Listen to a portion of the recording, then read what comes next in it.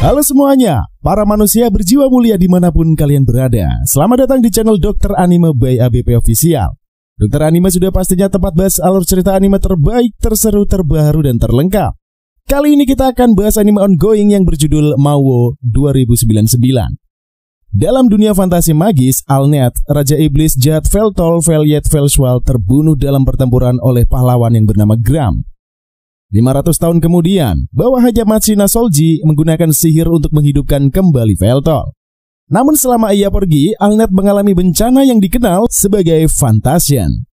Ketika ia bergabung dengan dunia industri bumi pada tahun 2023, hal ini mengakibatkan prasangka antara berbagai ras, runtuhnya batas-batas nasional, dan perang antara negara kota yang baru didirikan. Tidak perlu berlama-lama lagi, langsung saja kita ke alur ceritanya. Seperti biasa, pasang headset kalian, lupakan kenangan tentang mantan. Selamat menonton sambil rebahan. Cekit bro. Awal kisah diperlihatkan pertempuran yang dijalani oleh pahlawan dan Raja Iblis. Saat ini para pasukan masing-masing memutuskan ikut serta dalam pembantaian.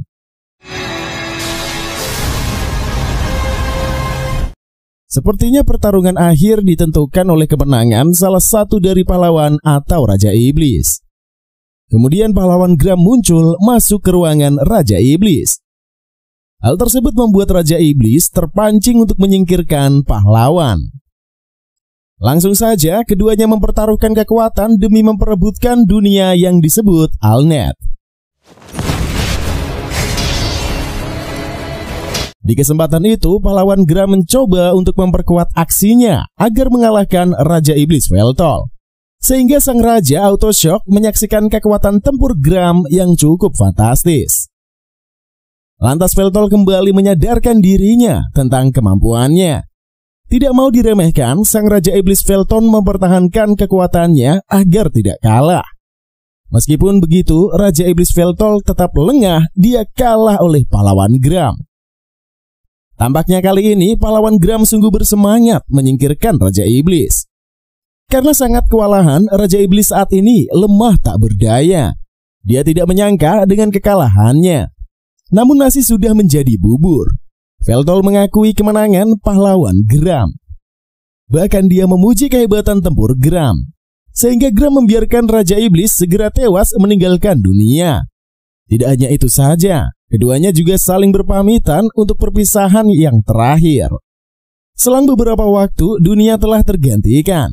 Raja Iblis kini bangkit kembali setelah 500 tahun menutup mata. Hal tersebut membuat staf kepercayaannya yang bernama Machina setia menunggu Veltol.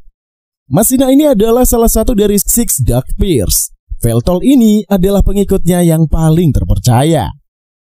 Si Eneng memiliki kemampuan menggunakan sihir api. Dia juga menggunakan sihir untuk menghidupkan kembali Veltol dan merupakan pengikutnya yang paling setia. Karena Veltol telah kehilangan kekuatan sihirnya, dia pindah bersama Machina setelah dihidupkan kembali. Setelah Veltol sadar, Machina pun segera menjelaskan kepada tuannya mengenai perubahan peradaban dunia. Sekarang adalah era 2099, yaitu era gabungan. Apalagi ada kedua era yang terhubung, yaitu sihir dan teknologi. Sehingga Veltol memutuskan untuk menyelidiki dunia luar. Ketika keluar gedung reruntuhan, Veltol auto-shock menyaksikan kemegahan dunia. Karena sudah tertidur cukup lama, Veltol agak bingung dengan dunia era yang sekarang. Agar tidak terkesan gaptek, Veltol tetap tenang. Dia mencoba menggunakan sihir kekuatannya. Akan tetapi yang keluar bukannya kekuatan hebat. Membuat para warga santai saja mengira itu adalah sihir cuaca. Kemudian keduanya memutuskan untuk bersantai. Lalu Machina pun mencarikan tuannya minuman untuk melepaskan dahaga.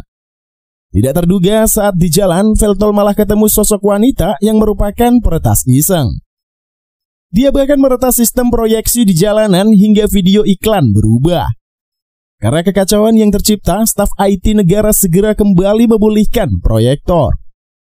Padahal para warga setempat kaget dengan video yang ditukarkan barusan sungguh menjijikkan. Di kesempatan itulah, Veltol segera berkomentar terhadap kelakuan wanita tersebut. Di kesempatan itu, Takahashi cukup syok mengetahui Veltol menyadari tindakannya barusan. Lalu Veltol mempertanyakan soal Marcus kepada Takahashi. Sebab kemungkinan besar Takahashi yang merupakan peretas mengetahui tentang Marcus. Kemudian Takahashi menginformasikan tentang Direktur Marcus yang memiliki perusahaan sihir. Sehingga Veltol segera datang berkunjung ke gedung pencakar langit tersebut. Tanpa berlama-lama, Veltol melanjutkan perjalanan menemukan Marcus. Setibanya di sana, Kinohara menyambut kedatangan tamu tuannya. Langsung saja mereka berangkat ke ruangan Marcus. Namun anehnya, Marcus sama sekali tidak menyambut kedatangan tuan Veltol. Padahal dulunya Marcus ini adalah bawahan setia Veltol. Akan tetapi, sekarang berbeda, karena Veltol ini adalah sosok mantan Raja Iblis. Bahkan secara terang-terangan Marcus tidak mengakui dan tidak mempercayai kekuatan Raja Iblis lagi. Hal tersebut membuat Veltol sakit hati, dia mencoba menyerang Marcus. Hanya saja Kinohara segera bertindak. Di kesempatan itulah Kinohara bergegas mengeluarkan senjata pedangnya. Sehingga Veltol kaget menyaksikan kehebatan teknologi sekarang. Padahal dulunya pedang hanyalah sekedar pedang biasa. Lantas Marcus meminta Veltol pergi karena sudah tidak berkepentingan. Mendengarnya Veltol menjadi kesal terhadap kelakuan buruk dari Marcus. Di kesempatan itulah Marcus memutuskan untuk bertarung dengan Veltol. Namun sayangnya dalam sekali serangan Veltol sudah terluka. Sebelumnya saat diserang Kinohara, Veltol masih bisa memulihkannya. Tetapi sungguh disayangkan serangan Marcus yang begitu fantastis mampu memberikan luka yang dalam buat Veltol. Makanya sekarang Veltol terhempas keluar gedung. Dia kembali bertemu dengan bawahannya yang setia. Alhasil Machina segera membawa bosnya pergi ke rumahnya. Dengan cara itu mereka bisa langsung beristirahat. Tampaknya luka yang dialami oleh Veltol cukup menyiksa. Tidak lama kemudian mereka sampai di rumah Machina, tapi Veltol kaget rumahnya terlalu kecil bagaikan gudang. Lalu Machina menjawab dia hanya memiliki gaji yang kecil sehingga uangnya hanya cukup untuk menyewa kontrakan yang kecil. Hal tersebut membuat Veltol masih sedih dan segera memeluk Machina yang sangat cukup menderita. Selanjutnya Machina memimpikan pertemuan pertama dengan Tuan Veltol. Dahulu Machina yang memiliki keabadian dibenci oleh para manusia.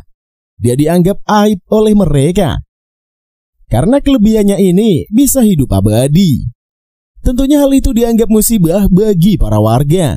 Maka mereka menolak kehadirannya. Sehingga warga ingin menyingkirkan Machina. Apalagi waktu terluka cedera, Machina sembuh dengan sangat mudahnya. Dikarenakan hal itu membuat para warga tega mengusir Machina. Mereka tidak ingin dia hidup. Ternyata nasib berkata lain. Machina didorong ke lautan api, untungnya ada Veltol yang menyelamatkannya. Ketika melihat sosok si Eneng yang begitu cantik membuat sang Raja Iblis Veltol terkesima. Makanya sangat disayangkan makhluk abadi seperti Machina harus mati konyol. Seusai penyelamatan, Machina diajak bergabung di bawah kepemimpinan Veltol. Tentunya hal itu dilakukan untuk menguasai dunia. Sialnya saat Machina menjulurkan tangannya pada Veltol, dengan seketika dia terbangun dari mimpi indahnya. Seperti biasa, selaku pelayan yang setia, Machina bangun pagi untuk menyiapkan sarapan. Karena zaman sudah canggih, Machina saat ini memiliki familia yang bernama Elclade. Seperti biasa, Machina bertanya mengenai cuaca hari ini pada Elclade. Segeralah Elclade ini memberitahukan Machina mengenai suhu bumi. Setelah mendengar informasi itu, Machina pun bisa mengetahui kalau cuaca saat ini sedang panas. Tidak lama masakan pun siap. Machina segera membangunkan tuannya untuk menyantap makanan yang disajikan. Sontak saja Veltol takjub melihat masakan buatan Machina yang begitu lezat. Namun tetap saja berbeda selera, karena zaman sekarang sudah canggih. Meskipun begitu, Veltol tetap menghormati masakan zaman sekarang yang sangat kekinian. Ketika melahapnya, Veltol sangat menyukai masakan tersebut. Mendengar hal itu membuat Machina tersipu-sipu malu dipuji oleh tuannya. Setelah mengisi perutnya, Veltol bertanya mengenai kondisi makhluk abadi. Segeralah Machina menjelaskan situasi yang terbaru mengenai makhluk abadi. Sepanjang kejadian yang ada, banyak makhluk abadi yang menghilang. Namun jika berpikir hal itu karena perburuan anti makhluk abadi, sepertinya tidak menjadi alasan yang konkret. Walaupun sebenarnya tujuan perburuan makhluk abadi hanya untuk menguatkan posisi Marcus di mata masyarakat. Saat ini Marcus sudah memperoleh apa yang dia inginkan. Di tengah perbincangan itu, Machina terfikirkan mengenai kenalannya. Machina punya kenalan bernama Ornelet dan Palmrock. Sayangnya Machina tidak bisa menghubungi mereka dalam beberapa waktu. Saat Machina bertandang ke rumah mereka, kamarnya seperti kapal pecah. Tampak pertarungan yang sengit telah terjadi di kediaman keduanya. Di TKP hanya tulisan tungku keabadian yang ditemukan oleh Machina. Tidak sengaja tangan Veltol melepas cangkir yang dia genggam. Sembari mengamati, Veltol yakin ada cara dia bisa bertahan hidup di era baru ini. Lantas Veltol menggunakan kekuatannya untuk memasukkan air ke dalam gelas. Sayangnya skill Veltol beregenerasi dengan sangat lambat. Sihir yang harusnya bisa melenyapkan seluruh awan malah tidak berfungsi demikian. Hal itu membuat Veltol sadar setelah hidup kembali dia malah bertambah semakin lemah. Lantas Machina mengatakan keyakinan terhadap kekuatan dan kengerian Veltol. Itu adalah merupakan sumber kekuatan terbesar. Namun di era Fuchsia, ini adalah kejayaan Veltol yang hanyalah tinggal dongeng belaka, yang diketahui segelintir orang saja. Karena pikiran sudah mumet, lantas sang Raja Iblis ingin menenangkan pikirannya di luar. Tidak ingin bosnya sendirian, Machina pun memutuskan ikut menemani Veltol jalan-jalan. Tentunya sebelum healing, Machina membelikan baju yang layak buat Veltol. Sebab Veltol harus memulai beradaptasi di era masa kini. Dikarenakan kondisi ekonomi, Machina yang berkekurangan itu, dia hanya mampu mengunjungi toko kecil di pinggiran. Setelah itu, mereka mulai melihat-lihat baju di dalam toko. Seperti biasa, Machina selalu mengandalkan familianya.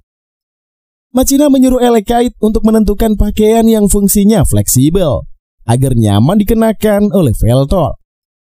Menurut Veltol, tidak ada salahnya dia memperlihatkan pesona tubuhnya.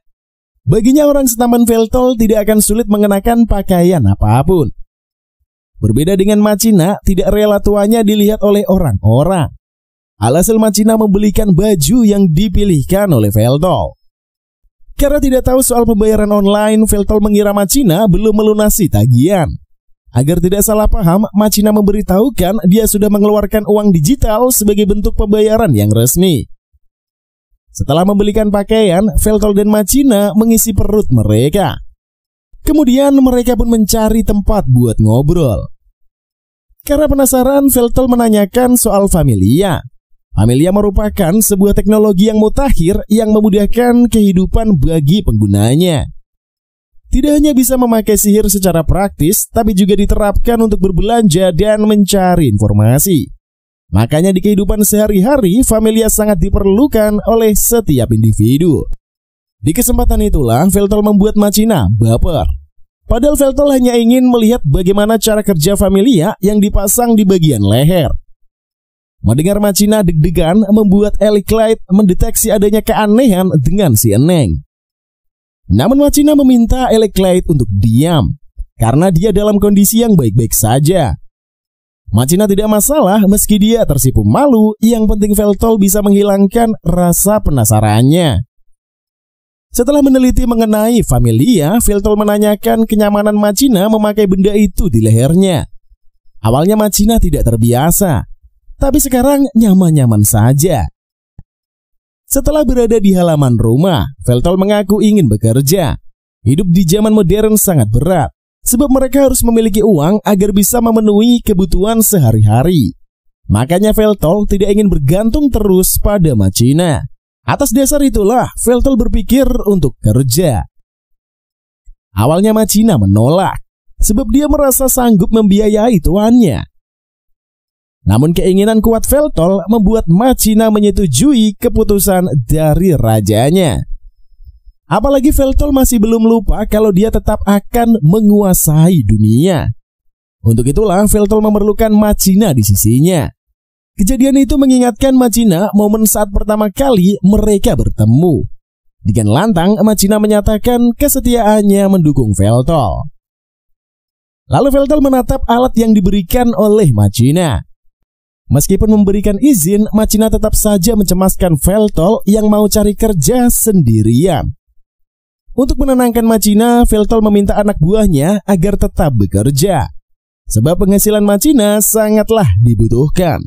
Mana tahu Veltol tidak dapat pekerjaan, jadi gaji Machina masih bisa digunakan buat memenuhi kebutuhan hidup. Tidak terduga omongan Veltol terdengar oleh warga. Dia memandang rendah Veltol karena dianggap tidak bertanggung jawab. Bagaimana mungkin seorang pria dengan santuy menumpang hidup pada wanita? Namun bagi Machina, omongan Veltol adalah kata-kata yang menyentuh. Machina beranggapan tuannya sangat membutuhkannya. Tapi sebagai gantinya, Veltol harus membawa alat yang multifungsi. Selain bisa membayar makanan, juga bisa sebagai pelacak. Sehingga kalau terjadi apa-apa, Machina langsung tahu keberadaan dari sang Raja Iblis. Tidak disangka, Veltol mulai kelaparan. Kocaknya lagi, gara-gara ingin cepat mendapatkan pekerjaan, Veltol berteriak minta kerjaan. Mendengar hal itu, Pak Tua memberikan Veltol riwayat hidup. Tentunya untuk mencari pekerjaan di Serikat Perdagangan. Tapi Veltol dilarang masuk ke perusahaan yang berafiliasi dengan IHMI dan konstruksi.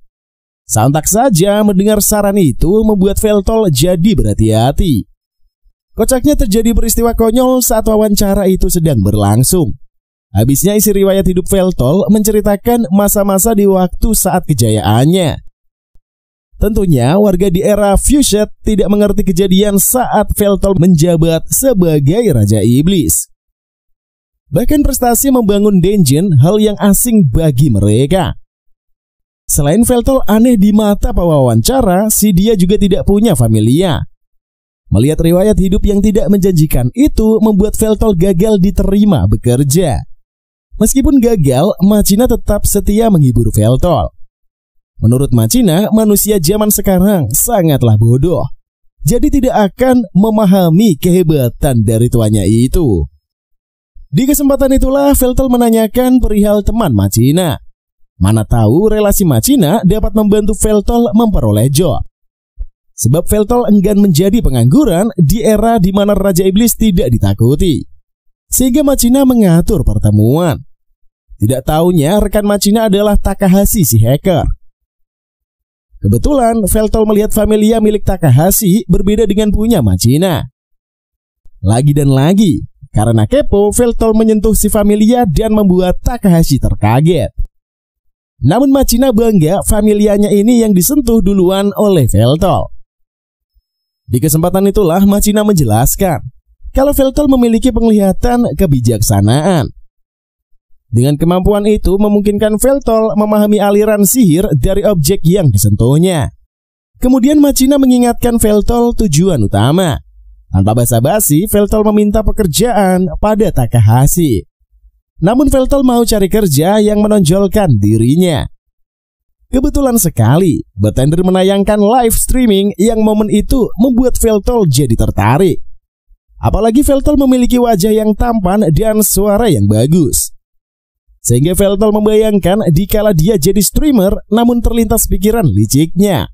Melalui streamer, Veltol bisa mengenalkan dirinya sebagai Raja Iblis pada dunia. Selanjutnya diperlihatkan perdebatan antara Machina dan Takahashi. Sebelum Veltol melakukan job streamernya, menurut Takahashi streamer itu sangat cocok digeluti oleh Veltol. Namun Machina menentangnya karena pekerjaan itu tidak cocok untuk Raja Iblis.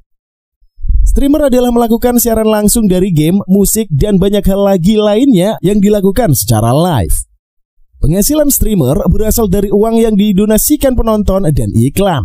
Walau peralatan Takahashi tidak memadai, tapi masih bisa digunakan buat Veltol melakukan streaming.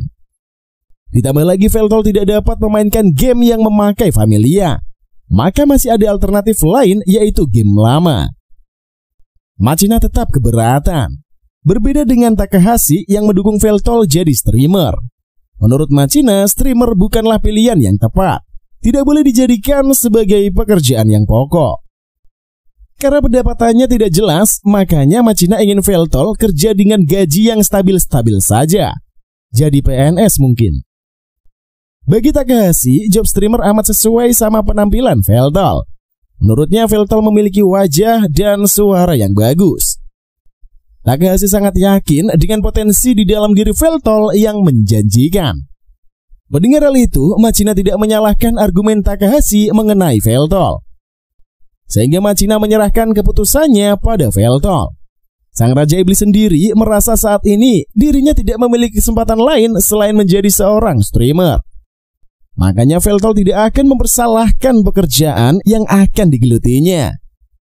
Jika streamer merupakan pekerjaan yang baik, Veltol akan mencurahkan segala kemampuannya. Tentunya saat ini, Veltol akan dibimbing oleh Takahashi. Setelah itu, Veltol dan Machina pun pulang ke rumah. Di luar nalar, Machina yang habis mandi melupakan kehadiran Veltol di rumahnya. Tanpa sadar, Machina meneguk air sembari mengeluarkan suara. Mendadak Machina teringat Veltol saat ini berada di rumahnya. Sontak saja Machina merasa malu telah memperlihatkan sisi absurdnya, apalagi di depan sang Raja Iblis. Dengan sigap, Machina meminta maaf pada Veltol. Lalu Machina pun menjelaskan sikap absurdnya itu tidak sengaja dilakukan di depan Veltol. Karena Machina sudah biasa hidup di era yang modern, dia terbiasa melakukannya. Meskipun panjang dan lebar, Machina menjelaskan Veltol terlihat biasa saja. Baginya, sikap absurd Machina ini bukanlah suatu masalah yang besar yang harus dipermasalahkan. Lagian Machina memiliki bentuk tubuh yang bagus, pantas menjadi bangsawan iblis ke-6 pilar. Namun tetap saja Veltol berada di atas. Mendengar ucapan tuanya, Machina pun mengheran.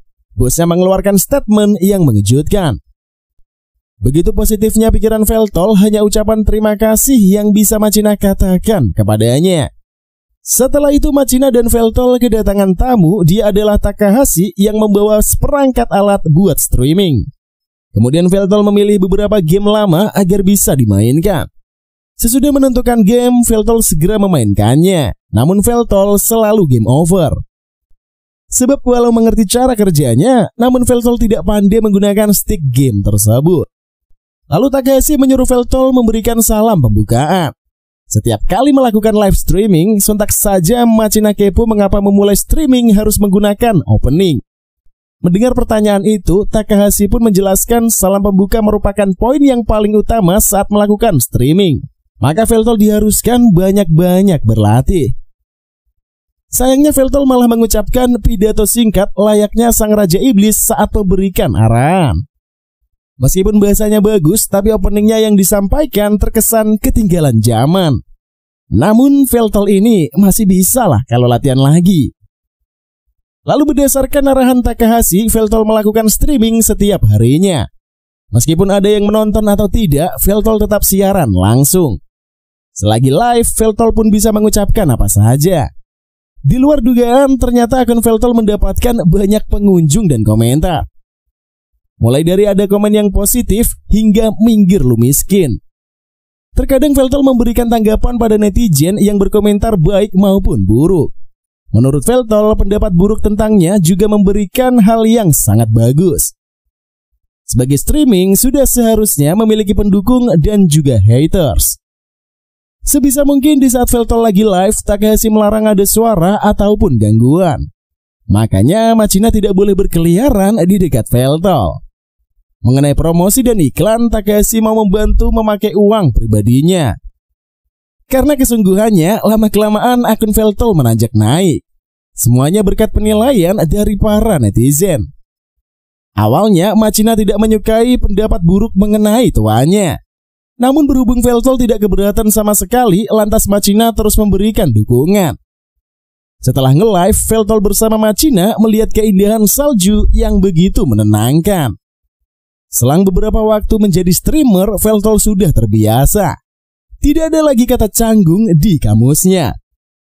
Bahkan Veltol pandai membalas respon negatif maupun positif. Para penggemar mengira Veltol saat ini dalam keadaan yang tidak baik. Mendengar komentar netizen, Veltol pun segera menjelaskan bahwa dia sedang baik-baik saja.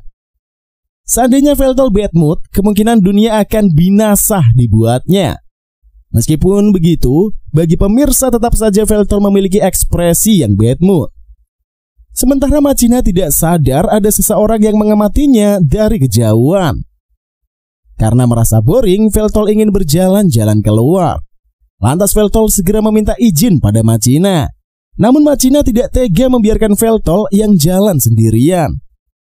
Maka dari itulah Machina akan menjadi tour guide bagi Veltol. Saat di jalan, Veltol bertemu dengan musuh bebuyutannya. Tidak lain, itu adalah pahlawan Gram yang kini hidupnya berada di titik terendahnya. Lantas dikisahkan tentang pahlawan Gram di kala itu. Dahulu kala, Gram yang masih bocah merawat adiknya yang bernama Melina. Demi mendapatkan obat untuk sang adik, Gram meminta izin mencari obat pada kedua orang tuanya. Lantas sang ibu mendoakan keselamatan bagi Gram. Setelah obat terkumpul, Gram hendak pulang. Namun di perjalanan, Gram menyaksikan rombongan pasukan ras naga di bawah pengasuhan Zenol, salah satu bangsawan iblis dari keenam pilar. Tidak disangka begitu tiba di desa, keadaan di sana sangatlah kacau balau. Hal itu diakibatkan penyerangan pasukan Zenol. Kembali pada perbincangan, Gram begitu sedih makan udon bersama musuhnya yang telah menghilangkan nyawa keluarganya. Begitu pula Veltol yang kecewa karena Gram telah membunuh orang-orang terdekatnya. Lalu Veltol mempertanyakan mengapa pahlawan bisa hidup dalam kondisi yang menyedihkan. Yang tidak habis pikir, mengapa sampai sekarang makhluk seperti Gram ini bisa bertahan di era modern. Sehingga Veltol mengira Gram jadi makhluk yang abadi. Namun Gram membantahnya, sebab dirinya yang tidak berubah karena anugerah Dewi Meldia. Sejak Gram mengalahkan Veltol, disitulah Dewi Meldia menganugerahkan agar awet muda. Lalu Gram bercerita, dulu dia memerangi makhluk abadi. Namun setelah makhluk abadi musnah, Gram diminta berperang sekali lagi. Sialnya setelah itu, Gram yang diincar karena pahlawan sepertinya dianggap tidak perlu ada di dunia ini. Menurut Veltol, orang lemah pasti membenci pemilik kekuatan individu yang terlalu overpower. Sehingga orang-orang yang sangat kuat akan ditakuti dan ingin dijauhi. Tentunya oleh orang-orang yang lemah. Makanya terjadi perburuan makhluk abadi dan tidak akan ada lagi tempat bagi pahlawan. Tidak lama dari semua itu muncullah fenomena Fantasion. Kini beginilah nasib Gram. Usai menghabiskan makanannya, Gram mengucapkan terima kasih pada Veltol. Setelah Gram pergi, Veltol membahas omongan Gram yang menganggap dirinya tidak ada.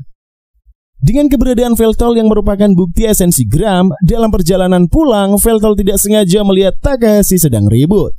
Tentunya dengan pria yang pernah menghajarnya.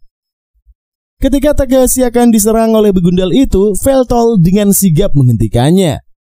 Apalagi sebelumnya, Veltol pernah kalah dari si begundal hingga dipermalukan. Namun Veltol yakin kalau dia sekarang sudah punya 1 juta penggemar yang menyadari akan keberadaannya saat ini. Makanya itu sudah cukup membangkitkan kekuatan Veltol yang sempat melemah. Di luar ekspektasi, di kesempatan itu Veltol dengan mudah mengalahkan si begundal hingga KO.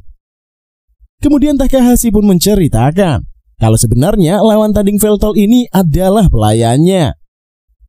Namun sialnya di tengah pekerjaan, sang pelayan malah mengulah menyerang Takahashi. Itulah yang memicu perpecahan di antara mereka. Dari kejadian itulah Takahashi risau lagi, sebab dia telah memiliki pengganti si begundal yaitu Veltol. Lantas Veltol menerima pekerjaan yang ditawarkan Takahashi. Veltol dijadikan sebagai sosok pengawal Takahashi dan dijanjikan dengan bayaran. Langsung saja mereka berangkat untuk menemani Takahashi yang sedang kerja. Tampaknya Takahashi ingin mencuri barang yang penting. Makanya dia butuh pengawal untuk mengalihkan pencuriannya. Sehingga Veltol langsung beraksi tanpa merasa takut dengan keselamatannya. Sontak saja Takahashi kaget karena kekuatan Raja Iblis Veltol memang tidaklah tertandingi.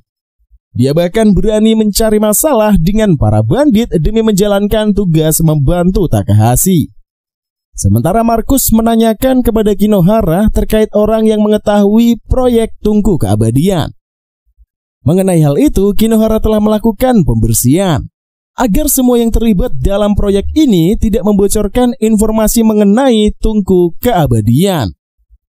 Di sisi lain, Felton dan Takahashi berada di TKP, tentunya untuk melakukan pencurian barang. Takahashi dengan teliti melacak lokasi sebuah benda yang menjadi targetnya.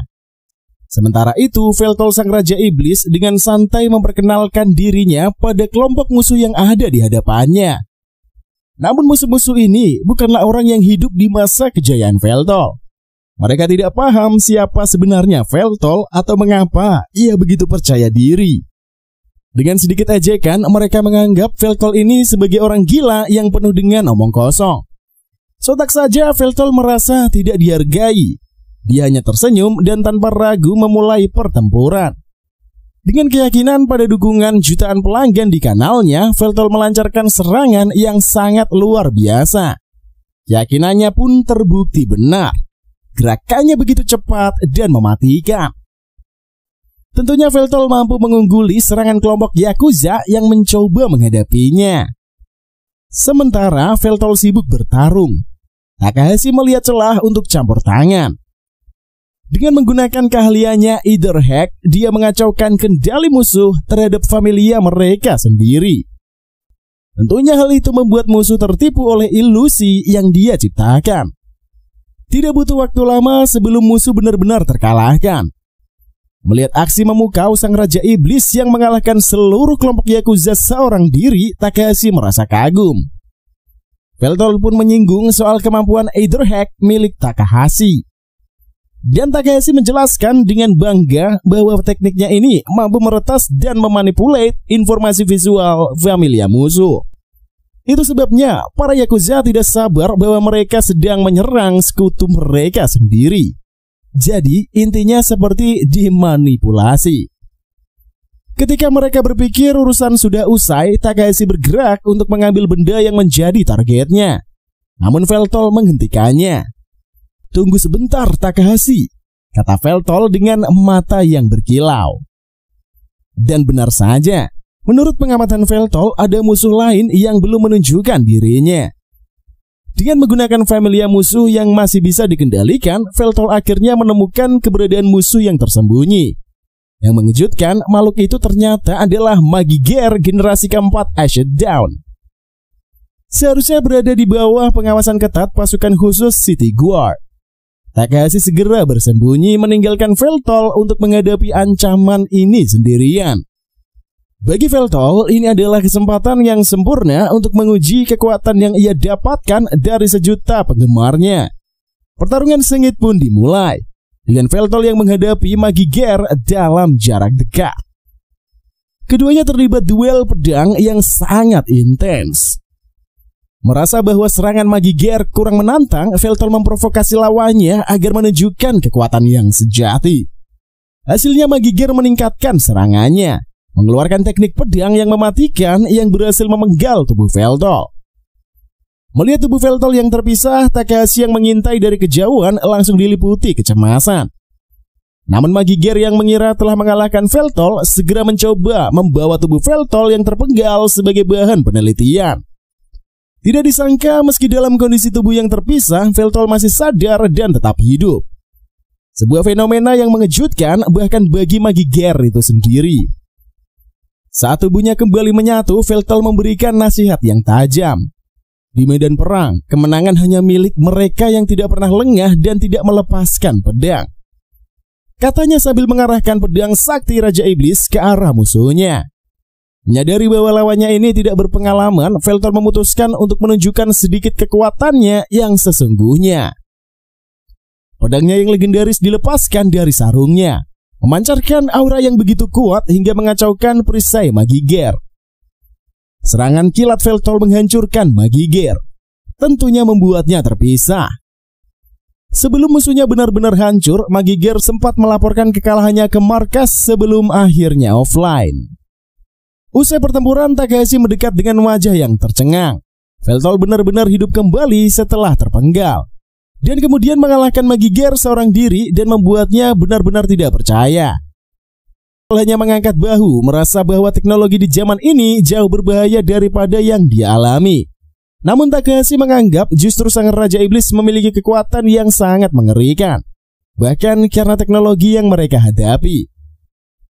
Perhatian Takahashi beralih ketika ia melihat logo IHMI di tubuh Magiger yang hancur. Bagaimana mungkin teknologi IHMI ini bisa jatuh ke tangan Yakuza? Gumamnya dalam keadaan yang bingung. Situasi itu membuat Takahashi semakin puyeng, penuh dengan misteri yang belum terjawab. Untuk menenangkan pikirannya, Takahashi membuka media penyimpanan informasi Mithril yang telah dia curi. Veltol yang terlihat aksinya tampak sedikit khawatir. Tetapi Takahashi meyakinkan bahwa kliennya ini pasti sudah memperhitungkan bahwa dia akan melihat isinya. Ternyata benar dugaan itu. Setelah perangkat terbuka, yang muncul adalah daftar nama-nama makhluk abadi. Anehnya lagi, nama Machina tidak ada di sana, padahal dia adalah salah satu makhluk yang abadi. Takahashi segera mencoba menghubungi kliennya, tetapi tidak ada jawaban. Dia memang sulit dihubungi, kata Takahashi dengan sangat pasrah. Biasanya kliennya ini lebih suka bertemu secara langsung daripada berkomunikasi lewat telepon. Karena daftar itu memuat nama-nama rakyat Veltol, sang Raja Iblis merasa bertanggung jawab untuk mengetahui apa yang terjadi. Mereka pun memutuskan untuk mengunjungi rumah kliennya. Setelah perjalanan yang cukup panjang, mereka tiba di sebuah apartemen elit yang megah. Takahashi memberitahu Veltol bahwa kliennya tinggal di lantai 13.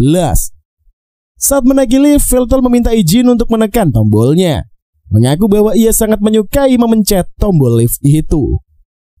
Takahashi hanya bisa tertawa kecil melihat hobi aneh sang Raja Iblis. Namun perjalanan menuju lantai 13 tidaklah semudah yang dibayangkan. Kliennya bernama Eiju terkenal sangat hati-hati, sehingga banyak prosedur keamanan yang rumit untuk dilalui. Sesampainya di lantai 13, mereka dihadapkan pada serangkaian jebakan sihir yang terlihat rumit. Anehnya Veltol bisa melihat bahwa jebakan-jebakan itu telah dinonaktifkan. Tentunya Veltol mengetahui soal ini, katanya sambil tersenyum. Mengelola dungeon selama berabad-abad membuat sang Raja Iblis ahli dalam berbagai hal. Dengan keahlian hackernya, Takahashi membuat pintu apartemen Eiju dengan mudah. Namun begitu masuk, mereka terkejut menemukan Eiju yang dalam keadaan tak berdaya. Takahashi pun terdiam, mencerna kenyataan bahwa klien yang selama ini menyamar sebagai gelandangan ternyata telah terbunuh. Dari kondisi mayatnya, Eiju nampak baru saja tewas, dan pembunuhnya tampaknya bukan didorong oleh dendam. Veltol menilai bahwa ini adalah pekerjaan seorang pembunuh bayaran, dan kemungkinan besar familia Eiju dihancurkan untuk menghilangkan bukti.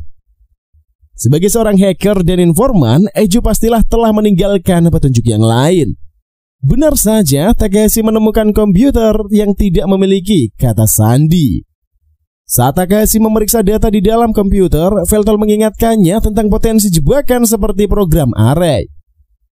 Sontak saja Takahashi terkejut mendengar ocehan dari sang Raja Iblis. Dia tidak menyangka Veltol memahami teknologi yang sangat rumit. Mereka memutar sebuah video yang ada di dalamnya. Eiju mengucapkan kata yang mengerikan tentang rahasia di balik perburuan makhluk abadi dan pondasi kota Shinjuku. Menurut Eiju, Aether Reactor ini menopang kota yang tidak bisa hanya didukung oleh dua lapisan Aether yang diketahui. Ada sumber energi yang selama ini tersembunyi, yaitu proyek rahasia bernama Tungku Keabadian. Tungku ini ternyata menggunakan jiwa-jiwa makhluk abadi sebagai bahan bakarnya untuk menciptakan Aether yang diperlukan di kota.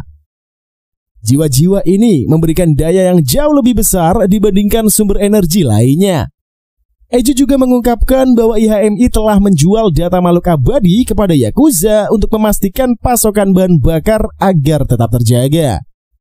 Kota Shinjuku yang maju saat ini bisa saja dihancurkan jika Tungku Keabadian kehilangan bahan bakarnya, yang akan mengancam keberlanjutan di kota. Video berakhir dengan pesan bahwa hanya Raja Iblis yang memiliki kekuatan untuk menghentikan kebrutalan ini. Takahashi sangat terkejut mendengar kenyataannya tersebut. Sementara Veltol tampak marah dengan rakyatnya yang dijadikan sebagai tumbal alias korban.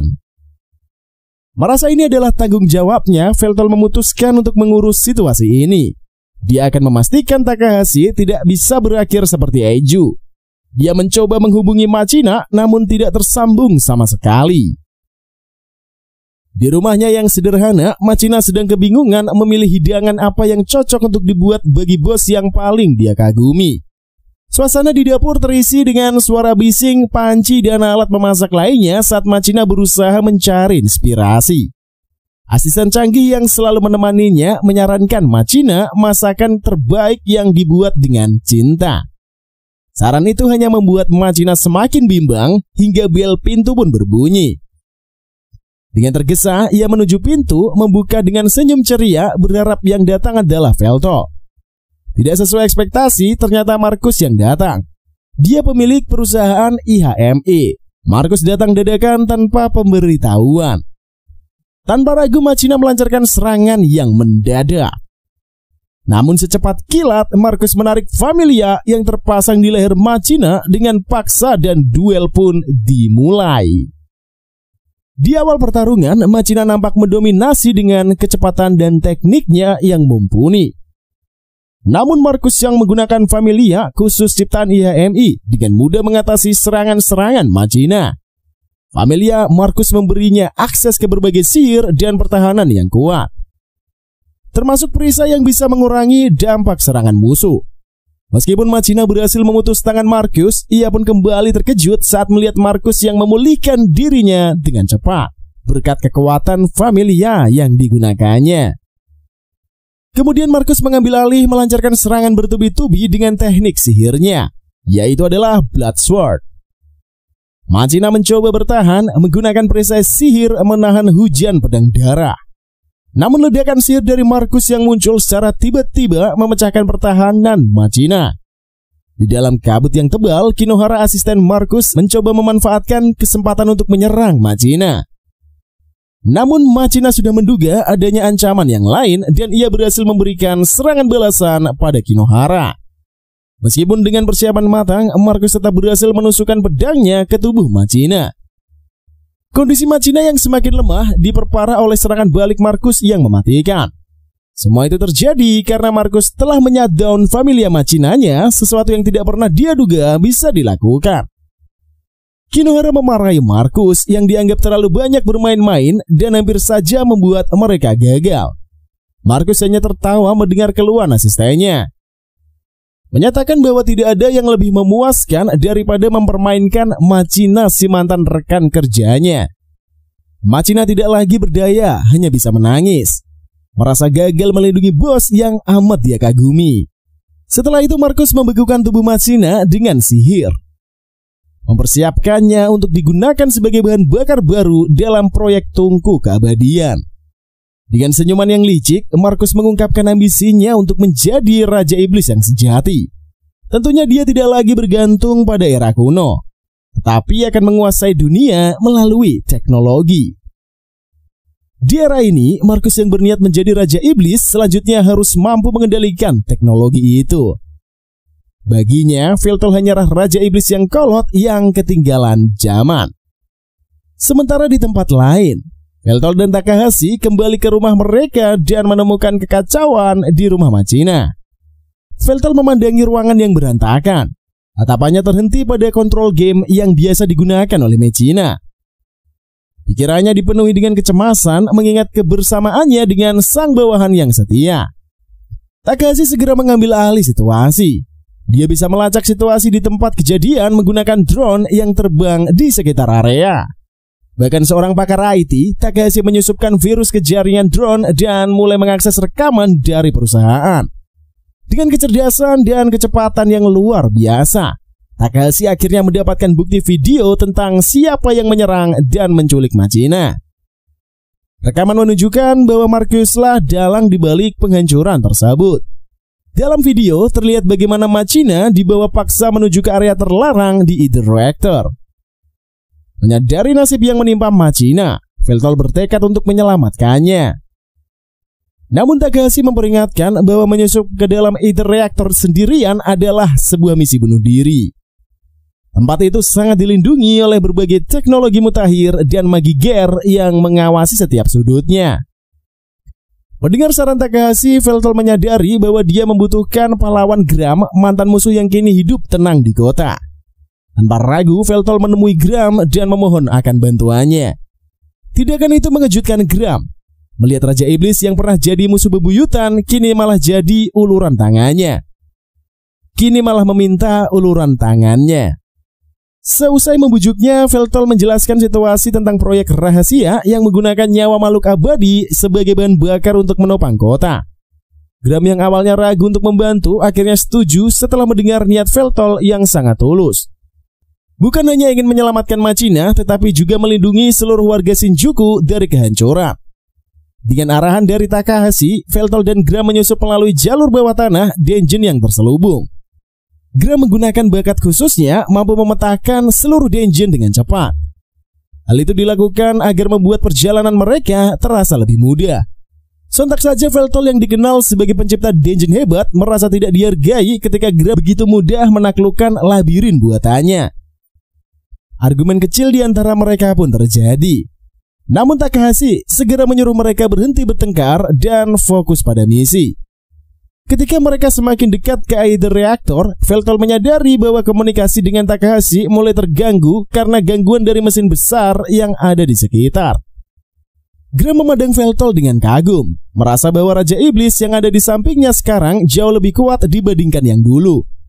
Dengan songong, Veltol hanya tersenyum tipis, menanggapi pujian Gram yang sejujurnya. Selang beberapa waktu, mereka sampai di pintu masuk utama Aether Reactor. Tanpa disangka, Kinohara yang telah menunggu mereka menyambut dengan serangan pertama. Pertarungan sengit pun terjadi. Veltol dengan pedang iblis yang legendaris menghadapi Kinohara yang menggunakan teknologi modern. Gram mengimbangi dengan keterampilan bertarungnya yang legendaris sebagai pahlawan.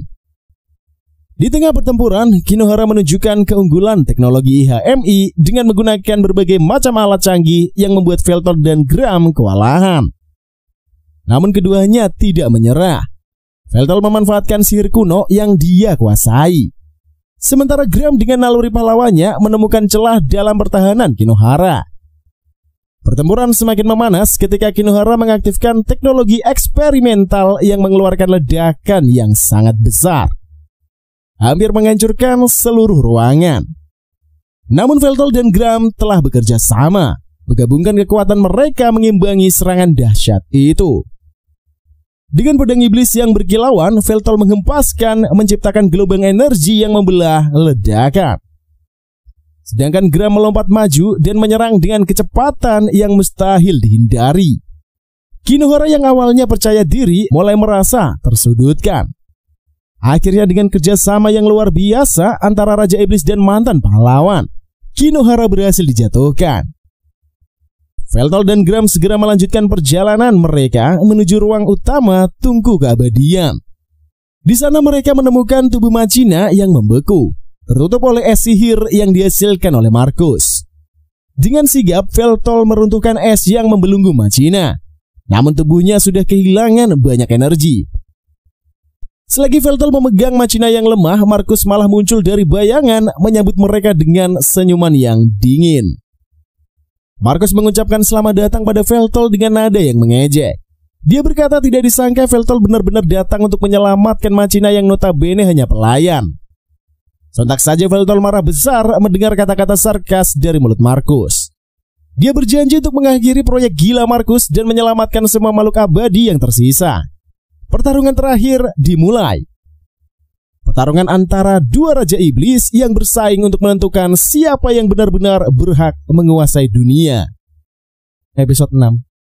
Sementara orang yang dicari oleh pihak Veltol masih hidup, Machina kini terjebak bersama dengan Markus yang merupakan direktur IHMI. Dengan akunya, Markus membuka rahasia besar yang selama ini disembunyikan dari halayak ramai. Keyakinan bahwa Machina hanya akan menjadi kayu bakar untuk tungku abadi miliknya membuat Markus tidak khawatir untuk mengungkapkan rahasia ini. Dari ucapannya, Machina mengetahui bahwa ia sedang berada di jantung kota Shinjuku, tepat di bawah reaktor ITER. Di sanalah lokasi tunggu keabadian fasilitas ritual pengolahan ITER yang tersembunyi.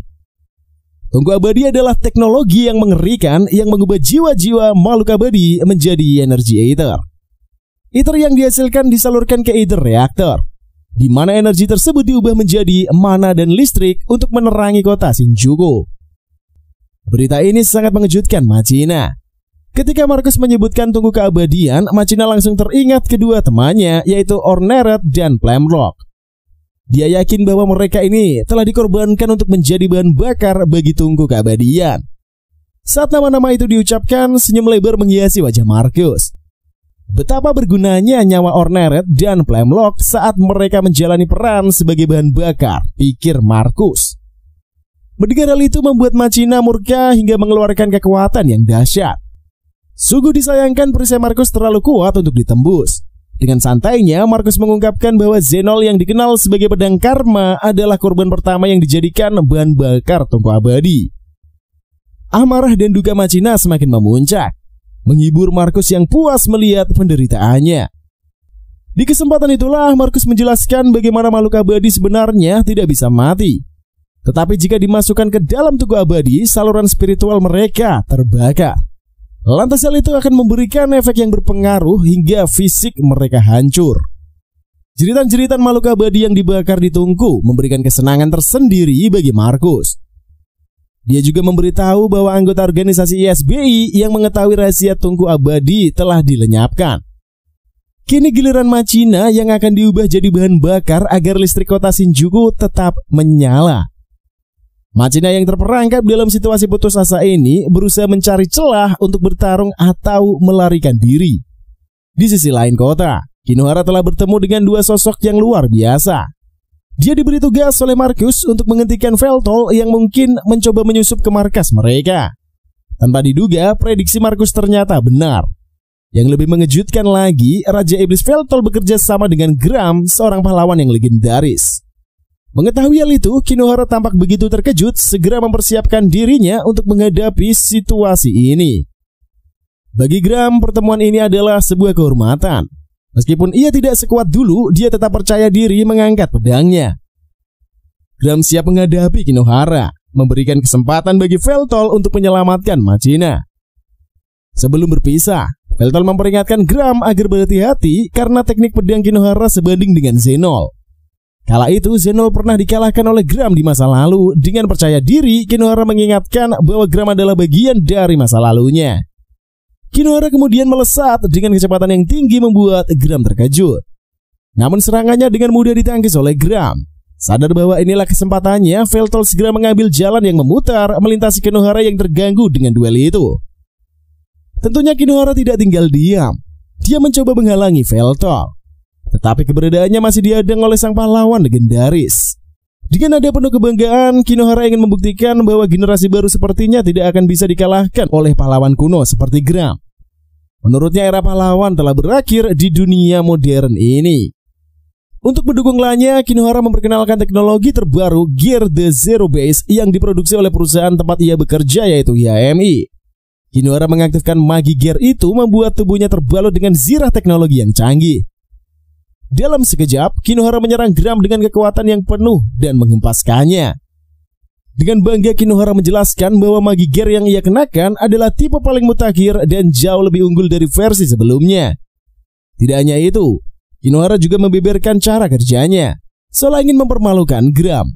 Teknologi Zero Base memungkinkan senjata dipanggil langsung melalui katalis, memberikan kecepatan dan efisiensi yang luar biasa di medan pertempuran. Melihat kekuatan yang dimiliki oleh Kinohara, pedang Gram bergetar seolah merasakan kehadiran ancaman. Kinohara terus menyerang dengan arogan membanggakan teknologi produk IAMI. Namun Gram tetap tenang. Dia tidak peduli dengan modernitas atau kekuatan teknologi. Bagi Gram yang terpenting adalah kemenangan, bukan apakah seseorang berasal dari era kuno atau modern. Merasa terhina, Kinohara memutuskan untuk serius. Dia memanggil pedang halilintarnya, berniat untuk menyingkirkan Gram untuk selamanya. Namun serangannya ini berhasil dihindari oleh Gram. Gram yang tetap mengakui kecanggihan teknologi masa kini menyadari bahwa ia tidak boleh meremehkan Kinohara. Dengan ketenangan yang ia miliki, Gram mempelajari gerakan Kinohara dan menemukan kelemahan dalam gaya bertarungnya. Tidak terduga, sebuah kesempatan emas pun muncul. Gram berhasil memukul balik Kinohara. Hal itu tentunya menunjukkan bahwa ia masih bisa bersaing di era yang modern.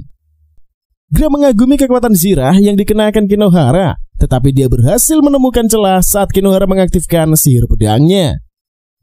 Untuk mengaktifkan sihir, pedang itu harus kembali ke sarungnya terlebih dahulu. Pengetahuan ini membuat Gram lebih yakin bahwa ia masih memiliki keunggulan di medan tempur. Kinohara tersinggung ketika Gram memberikan pujian atas kemampuan teknologinya, merasa bahwa Gram hanya menganggapnya remeh. Dengan keyakinan penuh, Kinohara berencana mengakhiri duel ini. Namun saat ia berusaha mewujudkan niatnya, serangannya terhenti oleh rentetan sihir dari Gram yang telah memanfaatkan setiap kelemahan lawannya. Kinohara terpojok dan magi gear miliknya pun mulai menunjukkan tanda-tanda akan kerusakan. Kemudian Gram menjelaskan bahwa serangan yang dia gunakan adalah teknik kuno yang dipelajarinya selama 500 tahun yang lalu. Kinohara yang selama ini membanggakan teknologi modern merasa terhina karena teknik kuno bisa memojokkannya. Puncak kemarahan Kinohara membuatnya melancarkan serangan yang lebih ganas dan membabi buta. Gram tetap tenang, menangkis serangan bertubi-tubi tersebut dengan keahlian yang tidak tergoyahkan. Saat Kinohara mengeluarkan jurus pamungkasnya, Gram tidak gentar sedikit pun. Dengan keyakinan penuh, ia memanggil kembali pedang Ixasword yang telah terlahir kembali, memancarkan cahaya matahari yang menyilaukan. Cahaya itu pun menghapus kekuatan petir dan menghancurkan magi gear terbaru milik Kinohara. Tubuh Kinohara pun terhempas. Dia merasa kalah total dari sang pahlawan. Ia meratapi apa yang salah dengan dirinya. Tetapi Gram mengkoreksi bahwa pertanyaan itu seharusnya diganti mengapa pahlawan yang Kinohara anggap kuno malah bisa menang. Jawabannya sederhana, pengalaman tempur yang selama 5 abad tidak bisa diremehkan. Setiap medan yang Gram lewati telah mengukir keterampilan yang tidak tertandingi. Kinohara yang masih bingung mengapa Markus lebih kuat mendapat jawaban dari Gram. Dia menjelaskan bahwa Veltol datang bukan tanpa persiapan. Raja Iblis itu sangat kuat, jauh melebihi perkiraan Kinohara. Kinohara yang kalah akhirnya bertanya tentang nasibnya. Gram dengan penuh kasihan mengatakan bahwa dia tidak akan membunuh Kinohara. Meskipun kalah, Gram menghormati kekuatan dan keberanian Kinohara yang masih bisa bertahan. Tugas Gram hanya menghalangi Kinohara agar tidak mengganggu misi penyelamatan Veltol. Tiba-tiba serangan sihir deras menghujani Gram dan Kinohara. Dengan cepat, Gram memasang perisai pelindung keduanya dari bahaya. Di depan mereka muncul kelompok magi gear yang mengancam. Melihat gelagat kelompok tersebut, Gram tahu bahwa mereka datang untuk melenyapkan semua yang ada di hadapannya. Dengan langkah yang mantap, Gram bersiap menghadapi musuhnya, memperlihatkan bahwa dunia telah berubah. Teknologi yang semakin canggih, maka dari itu semangat seorang pahlawan sejati tidak akan pernah pudar. Berakhir dengan ketegangan tinggi setelah pertempuran yang mengenjang kota Shinjuku. Machina telah dipenuhi oleh rasa duka dan kemarahan setelah mengetahui pengorbanan teman-temannya ini cuy. Kini dia harus menghadapi kenyataan yang pahit bahwa orang-orang yang ia cintai telah menjadi bahan bakar bagi tungku keabadian. Sementara Veltol dan Gram mulai merasa lebih dekat dengan Machina setelah perjuangan bersama untuk menghentikan kekuasaan jahat Markus si Bianchero. Lalu bagaimanakah kisah kelanjutan dari sang Raja Iblis yang bersama pahlawan dan pelayan setianya ini? Nantikan di Dokter Anime episode berikutnya.